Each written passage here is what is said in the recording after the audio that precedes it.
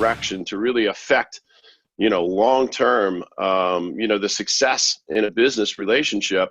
I have a family, a family-owned business that I met. They come from Northern Virginia. And, when I met these folks, it was really after a very, very traumatic experience. This business has been around since 1947. So, the situation was, this is a family-owned business. It's been around for a very, very long time. And quite honestly, generationally, it's been grandfather to father and then father to son. I actually met son in the business about a year after a very traumatic incident. It's kind of funny. You opened up with the dialogue on shopware, because a management system was the final straw that brought about this story. And so if I may just quickly preface it, one of the things that happened about a year before I had the opportunity to meet John was he was working at this family-owned business that had been around since 1947. His dad was running the business in very much the same fashion that it had been run for the previous 50 or 60 years. And one day their management system, which was an old DOS-based system, Dad wasn't much on computers to begin with, completely crashed. And apparently it was the final straw for Dad. End of the day on a Friday afternoon, he walked out and he said, "John, I'm done."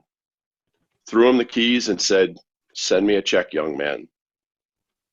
So that really became the beginning, which often happens, the launch of John from becoming just a simple technician in a family-run business to actually becoming an entrepreneur. We met John about a year later as he entered our program. It was very interesting. We have been very familiar, meaning ATI, with John's shop for many years. We had actually been talking with John's father for years, and he had really resisted the coaching program, telling us we've been in business since 1947. We've survived every level of the industry's change and economics. We don't need you guys. Yeah. Well, interestingly enough, John felt differently, and that created a real opportunity for us, a real opportunity for John and I to partner together and really, change the paradigm of everything that he had grown up with. When John started with us, as I said, he was a technician mostly in the bays trying to work with a service counter and figure out how to operate a business, had never had any formal training whatsoever in business, and really was left with no structure from his father.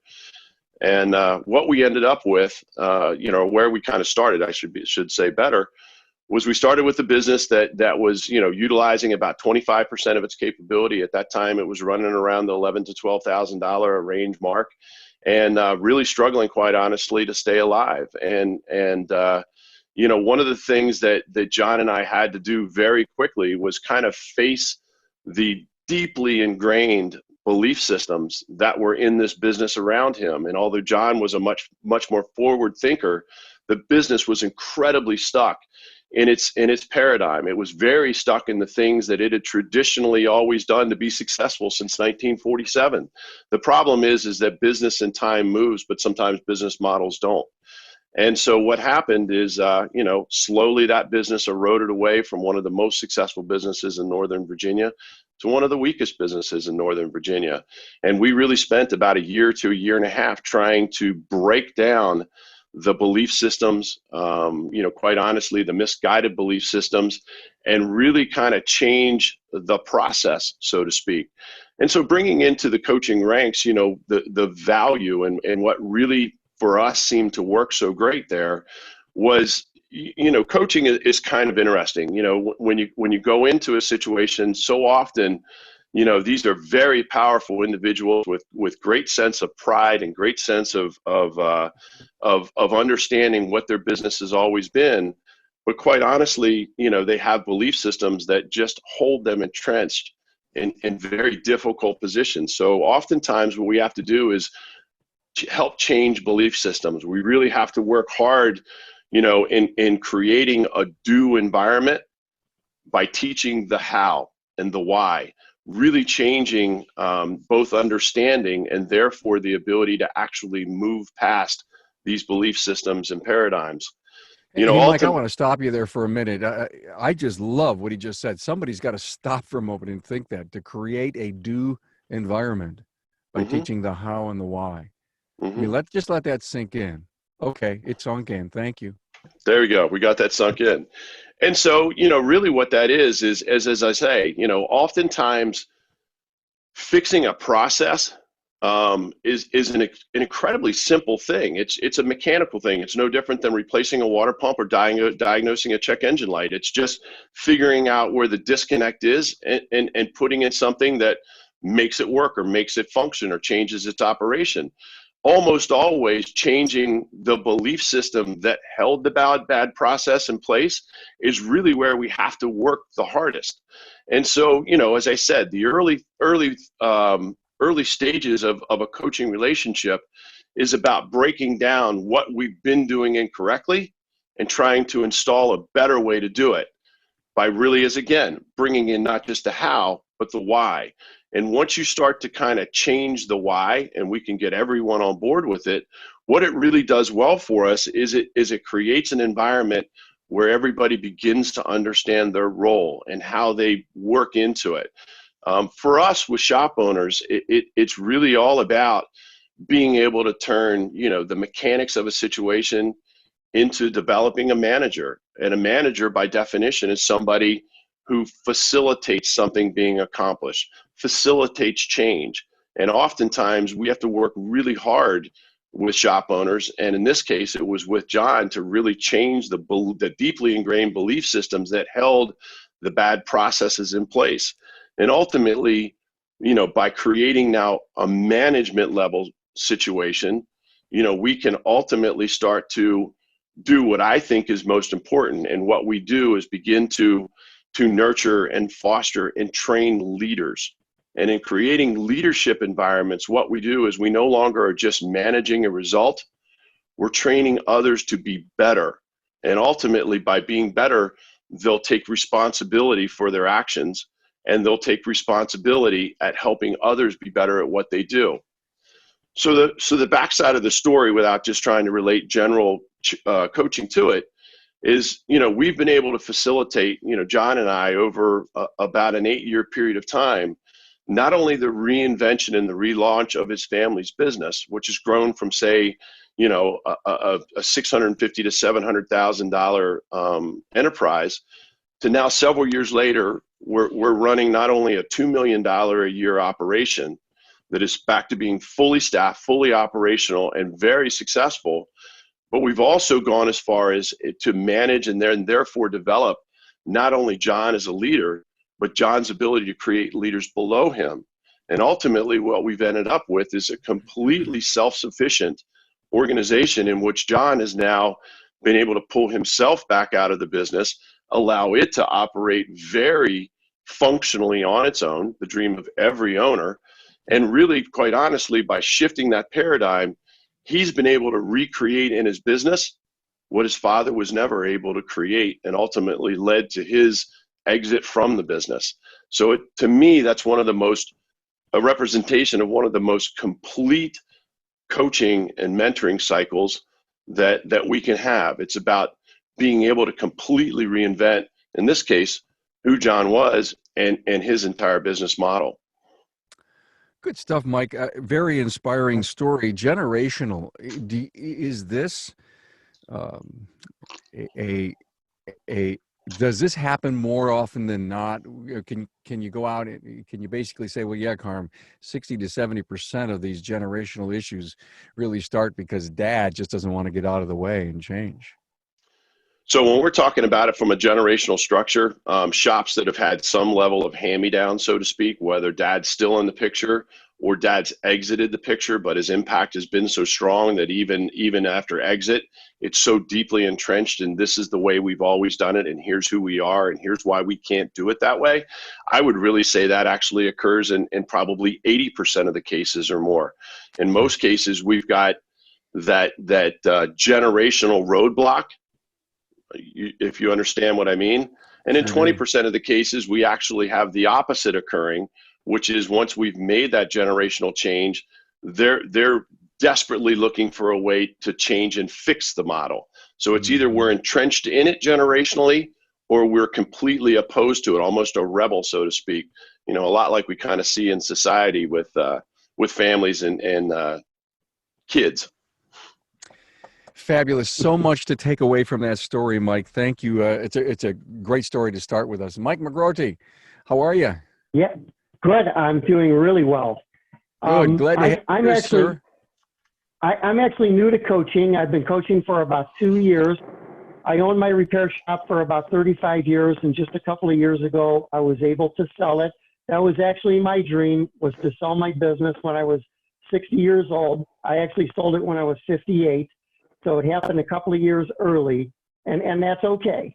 But so now I'm into my next venture, which is coaching at Repair Shop of Tomorrow. And hopefully I've got a good story also.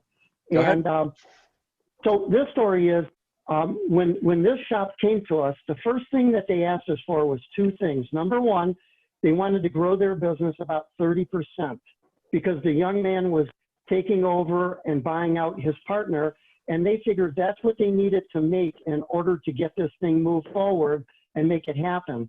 And the second thing was he wanted to learn how to run his auto repair shop. And that's pretty unusual. A lot of people don't really come out and tell you that I need the tools to learn how to run my shop. So after about a year, he actually doubled his business. He missed the 30%. And he got his business up to about $2 million, which is incredible. And as I look back at the reasons why, and what set him apart, what was the difference there, a couple of things really stuck out. Number one, he did everything that we asked him to do. And for shop owners, that's really difficult because a lot of guys, you'll make suggestions and yeah, sometimes they'll do them and sometimes they won't. There's excuses like, it won't work in my area, my shop's not built that way, things like that go on. And even though we know that it's proven, it's tested, we know that it works, sometimes people don't take the suggestions that you give them. And, speaking of that, we can make the suggestions, we can sit down and make a plan for you, but you still have to go back to your shop and take action and implement everything that we tell you. And that's one thing that this guy is really good at. He implements the heck out of everything. The second thing I noticed is he's always asking the right questions. Like, how can I improve my shop? How can I improve tech productivity? What can I do to raise sales? How can I improve my KPIs? Things like that. So he's always asking the right questions.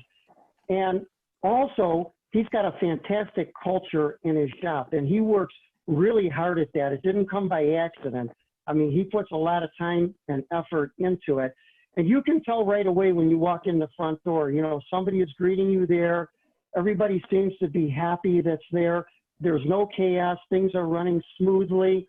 And, it doesn't matter whether he's there or not. It's running pretty much the same way. And I got to tell you, if you don't work on your culture in your shop, somebody is. And it might not be the culture that you want, but somebody is developing the culture in your shop. And then the last thing is, and I think this is the biggest and most important thing and the hardest for shop owners to do, is I've watched him over the past 2 years transform himself into the leader, the CEO of the business. I mean, this young man truly runs his business. He's not the technician. He's not the service advisor. He's not the driver of customers home. He runs the business. And I think that's so important right now today with COVID-19 or really with anything that comes up. You need the time to make sure things are running smoothly. I mean, your responsibility is to make sure that your customers are safe, that your employees are safe, that you're, doing the right things like bringing cars in, training, while it's slow and doing those kinds of things. And there's no possible way you could do that while you're under the hood of a car. And again, during COVID-19, what I really like about this young man is he's talking about, what he's doing to get ready for what's next. He knows that this thing's going to eventually be over. And in Ohio, we have that stay-at-home order that's going to be lifted, hopefully May 1. I mean, the governor yesterday did say May 1, he's lifting that. And I know cars aren't going to rush back in immediately on May 4th, but he's getting ready for it. And like one of the things that he's doing is completely redoing the inside of his shop. So they're painting the shop, they're putting down the epoxy floors, and they're reorganizing it so they can become even more efficient when they come back. And then, that's something that you can look at. What did you do during this downtime? And he can point to this. We redid our shop. We worked on SOPs. We did training, things like that. And I just think this is such forward thinking as to, talk about what's next. Good stuff, Mike. Thank you so much. I took some great notes. Let me summarize. You had the ideal client, Mike, right? He did everything you asked him to do. It doesn't get any better than that. He asked the right questions. They had a great culture, and he was part of a leadership transformation, which really helps the business. There's a comment that came in. It's not really a question, but a comment. It says, we have texts that come in and say that it's not how we do things. They're talking about where they worked before, and they seem to think as owners we're going to change to what they were used to doing. And I think you have to be careful and resist that, because you don't want to have disruption going on. Hey, give your customer. One thing that he does, if I can interrupt there, but one thing that he does is he has shop meetings. He has meetings every day, but he has larger shop meetings once a week to explain to everybody, just like when a technician comes in and says, hey, we did it this way at our last shop, we should be doing it this way at this shop. Well, he has meetings to explain to everybody what's going on and how this process works. And I guess like sharing his vision and what the goals are for the shop so that everybody can understand, so that, he can change their thinking. Got it. Appreciate that. Thank you, Mike. Hey, give your customers and staff the end-to-end digital experience that they deserve. It's time to think about and do to upgrade your shop management system to Shopware. Get more profit in less time. Call Carolyn and the team. Find out how to get a free live demo and review shop owners' testimonials at getshopware.com. More time, more profit. Shopware. Hey, Mike Bennett, great first story. I don't know, can you top that? I don't know. Reality is, and so it's kind of it was funny.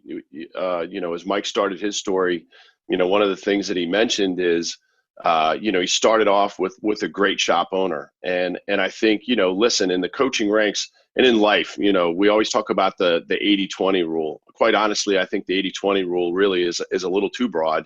It's really the 80-10-10 rule, right?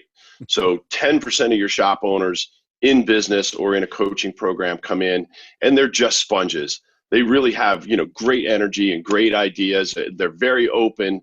They'll, as Mike says, they're going to listen to anything that you say, and those are the shop owners, quite honestly, that we can have the biggest impact on. They're the ones that are primed to learn and execute, which is the most important part.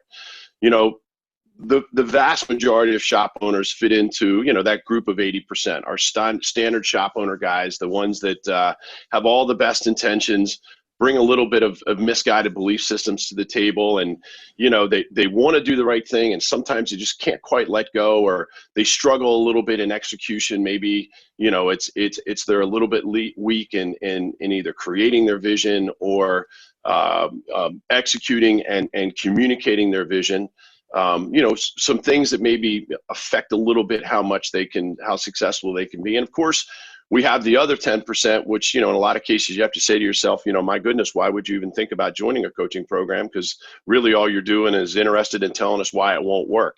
They're the ones you really got to work hard with to try and change those belief systems. But I think, quite honestly, one of the things that I probably find the most challenging and the most rewarding is really dealing with those shop owners that are in that middle 80%, right? The ones that know that something should be better. They want to be better, but they're their own worst enemy in a lot of cases. And I have another shop owner that I'd love to tell you a story about. And it's really about the reward out the backside. When your business teaches you finally have done the right thing. And this was a circumstance that when they came to the program, it was a business that was doing okay. It was fairly stable. Their business model had been rather repetitive. What they were really looking for us was to kind of the help to get to that next level. But unlike the story that Mike was just telling us, which was a wonderful story. I mean, it's so impressive to hear about these guys that just embrace and reinvent themselves. We really struggled with Leon for quite a while. He was really, quite honestly, that shop owner that hears what you say and he listens to what you're talking about, but he really philosophically just couldn't believe. This is somebody that was, came to the program with a 40% parts margin. And Mike, you just don't understand. In my market, my customers aren't going to tolerate an increase. We're a blue collar market with very fixed incomes, and they're very frugal about what you do. We just can't change that parts margin at all. And Mike, I know my labor rate's low in comparison to the cost that I have because I have the best technicians around, but you don't understand. My customers, they're just not going to come to me if I raise my labor rate, right? They're just not willing to pay that much more. And and so the early struggle with Leon was really getting him to be able to not just understand what needed to change, but understand why his business was already valuable enough to command more in the market.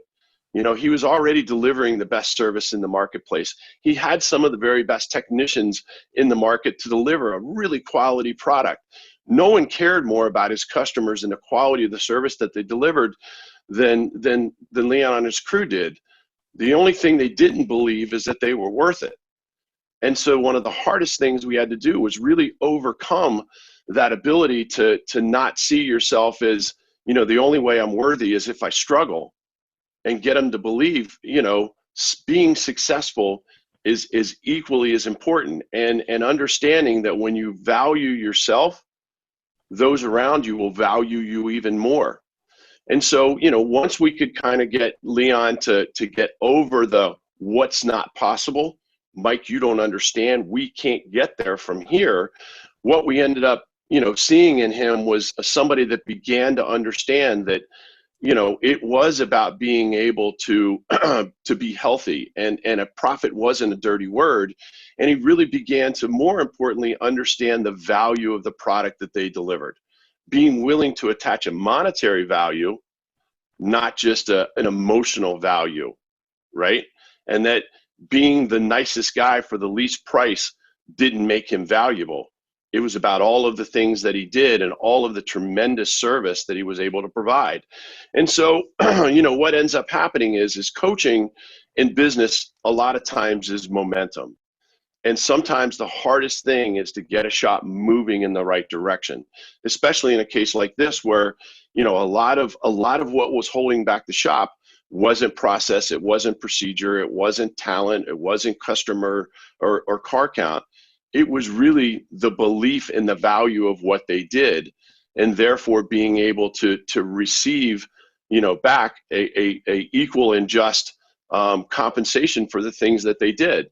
But once you can kind of chink through that and really help an owner envision and realize, that things can be different, it's very interesting to watch the shop transformation to begin to become, to gather steam and gather momentum.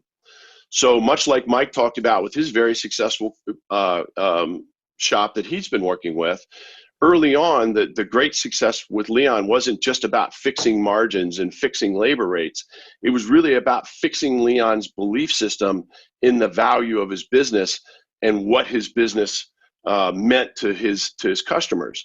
And ultimately, as he began to learn that, it became much easier for Leon to start to see the value in those that work for him.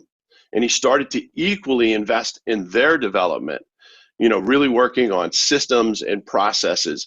Again, talking openly and honestly, incredible transparency with his crew, whether that was in the daily huddles before we went out on the floor to start working, or in our weekly lunch and learns, where we're really trying to help our staff understand, either something new mechanically or something new that we're doing in the business. And ultimately what he did is they came together as a team and began to create a very functional structure, right? They started to put in the processes that made them be very consistent. Leon was able to start trusting the process and trusting his people, not just necessarily having to do it all himself, running it based upon his belief systems. And what we got is a fairly not a very functional and repeatable and duplicatable business model. Not only were we able to help Leon improve his overall weekly output, going from a range of, say, $15,000 to $16,000 per week, growing to, well over the $1 million a mark. But most importantly, he started to create a team that allowed him to have a very duplicatable model. So the key part of this story is that it took a very ugly twist. So all too often in this industry, it's a very, very physical industry, and we as the guys who've kind of come up in it just beat the bejesus out of our body. Leon actually went into the hospital for a very simple procedure. Should have been able to get out within a day and return back to work. It's one of those things, you leave your business, you take an extra day off at the end of the week. Hey, I'm going to have a little something done. You guys wrap the week up. I'll be back on Monday. For Leon, Monday never came. The simple procedure turned into very bad complications. Leon was in the hospital for 2 to 3 weeks and was unable to even be at all part of the business model. Wasn't able to communicate with the shop. In most cases, because of medication, wouldn't have been much good to him anyhow. And ultimately, when Leon left the shop, left the hospital, he left with very significant physical challenges, being unable to really walk and maneuver and power himself on his own. Spent several months at home, rehabilitating and really getting his ability to function just in a normal day's environment kind of back on track. But the neat thing that occurred here is the business continued to operate without him. The business stayed engaged in the coaching program and stayed engaged in following those great processes and procedures that as a team they had really developed. And as a crew, they had really embraced based upon, their owner's guidance. And ultimately what had ended up happening is when Leon finally was able to reinvent himself, build himself back into, physical capacity and return to the business, he was able to return to a business that was actually not only functioning as well as it had when he left, it was actually doing better, to the point where he had really re-engineered himself out of that particular shop, and it created an opportunity to go out and duplicate it again with shop number 2. And so, the hard work up front, the re-engineering of that business really gave him the opportunity out the backside to just realize tremendous value and growth based upon the hard work up front. What a great story. Thank you so much for that, Mike. I have a question, if you will, kind of the tagline of this story is "We can't do that here." And is part of that reason, Mike, is that I have so much heart for the customer who got me where I am that I just don't want to raise, my gross profit margin to them at all? Is it it's maybe not a mental block, that profit's not an ugly word, but does the heart get in the way? Oh, all too often, more often than not, it's either heart or self-value, right? And then what I mean by that, it's what goes both ways. In some cases, you feel sorry, you empathize, you're making business decisions in essence with their pocketbook, right? You're thinking with what you perceive is their ability and their wherewithal. And that can be a very debilitating thing, because what you're doing is you're really connecting your business, your ability to make decisions, and in essence, your self-worth with what you believe they should or would be willing to pay you. And that can be an exceptionally debilitating thing, because it's a great risk. If I do this, will they not like me anymore? And so what they do is they think with the value of that perception of the customer. So that is one of the most difficult belief systems to kind of break is that idea that you have to believe in what it is that you do. The worth of who you are, and great customers are more than happy to pay a fair price for that service. Yeah. Thanks so much for clarifying that. Hey, we're going to go to Mike and and there's two Mikes here, Mike number 2, to get his final story. But let's give Mike one and more Mike. shout out to Shopware. Let's talk SMS systems. No other tool can transform your business like your management system. Shopware's leading shop management system is helping shops just like yours generate more profit per ticket and get more efficiency from their staff. Who doesn't want that? So get a free demo at getshopware.com. More time, more profit. Thank you, Shopware, for keeping the lights on here at the Town Hall Academy. Mike McGroarty, hey man, you got the final word here. Great. Well, this story is not as good as the first one, and like Mike said, a lot more challenging. And this is a story where I had to work on the owners and fix them first, and that took quite a long time. I mean, this was months and months worth of work. But this one's all about money. And when they first signed up with us about a year ago, the first thing that they told us was, we're not making any money. So what I wanted to do was gather up their financials to find out where they were at, see what they were doing, and maybe how best I could help them right away. And then I wanted to have a phone call with them to find out what not making any money means, because that can mean something different to different people, right? So I called them up, and they told me, they said, we didn't give ourselves a paycheck in 2019. Yikes. And hopefully they called the right guy, because what I lived by was pay myself first, fund my retirement account, and have an emergency fund. And I'm telling you, if you're not making any money, I know two things. You're not funding a retirement account, and you don't have an emergency fund. And I think it's so important with COVID-19. I mean, having some extra money laying around is just so helpful. I mean, it opens up so many things that you can do, but you need to make money no matter what. It doesn't matter whether it's a downtime or an uptime. You need to make money all the time. And the first thing that I noticed is that they had several fleet accounts, which made up about 40% of their business. And I kind of wanted to take a look at those first, because I know sometimes shop owners like to make special deals sometimes to fleet accounts. And, you know, you hear this all the time. Well, this gives my technicians something to do during downtimes.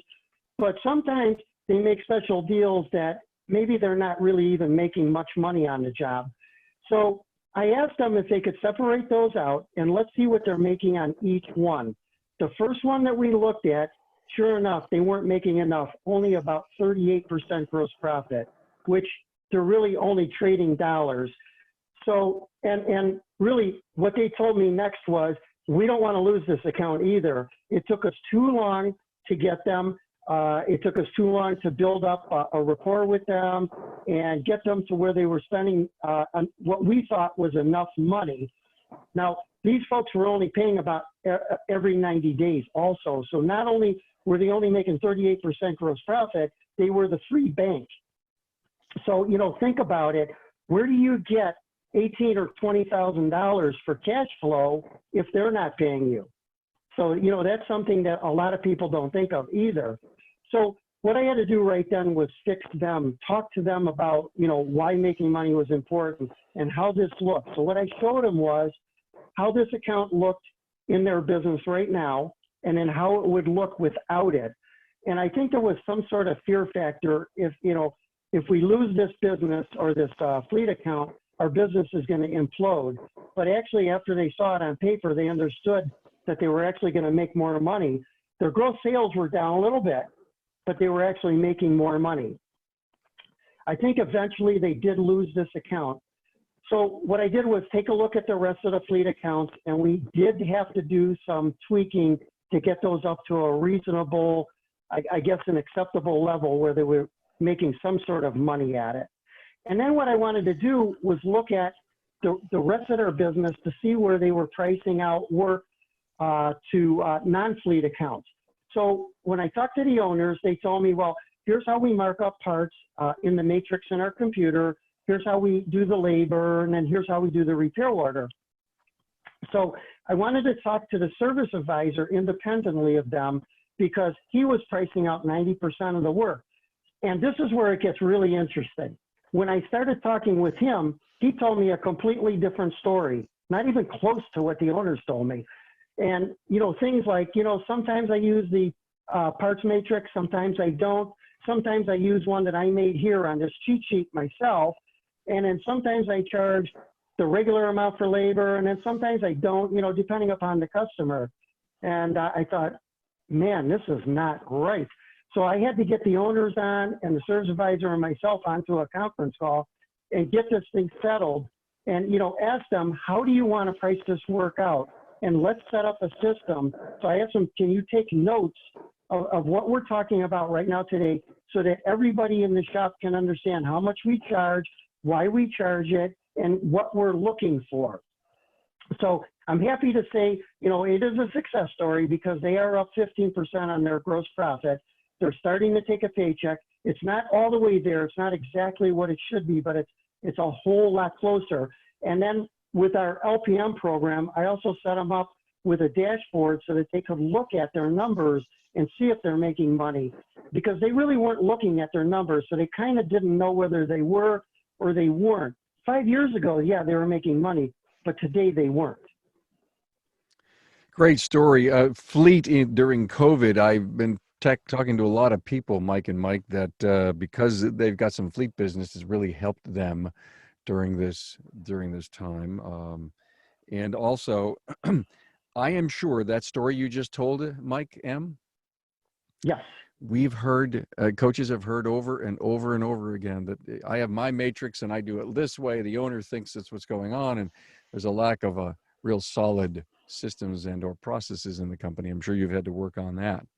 And finally, you said dashboard. I know both of your companies use dashboards. You know, those have got to be, you know, right up there for an owner to see, you know, if you will, what's going on in the business. Yeah, I mean, I think those are so important because, you know, when you're looking at things like productivity and effective labor rate and profit on labor, you know, those are important numbers. And if they're off even just slightly, like I'll give you an example. If you do 100 hours a week, and I'm just using 100 just so I can do easy math because I'm not that good at it. And somebody once told me never do math in public. But if you're off just $10 on your effective labor rate, that's $1,000 in 1 week. And think about what you saved the customer. Like Mike Bennett was talking about his client saving his customer money. If you had a 2-hour job, you only saved the customer $20. You know, on a $400 or $500 job, what's $20 to them? Like Mike says, they probably would gladly pay the extra $20 to have that job done right the first time at your shop. But $1,000, and if you carry that out a year, I'm only going to say 50 weeks. That's $50,000. That's a lot of money, and that's only being off $10 on the effective labor rate. So that's something that's extremely important that you've got to be looking at all the time. Thank you for doing public math for us, Mike, and making that challenge. But you know what I think is so important is I think you just may have shocked some of our listeners out there to realize that this little tiny chunk here at the end of the year is a really big chunk over there. You know, the individual, like that's the greatest point in the world. The individuals, we saved them $20. And at the end of the year, I lost 50 because of all those individual transactions. Wow. This was great. I am committed to do more shows like this by bringing in these coaches' stories. I think you guys nailed it. I thank you so much, Mike Bennett from ATI and Mike McGroarty from Repair Shop of Tomorrow. Thank you for giving us 45 minutes of your Friday afternoon. I appreciate you being here. Stay safe. And continued success to both of you guys.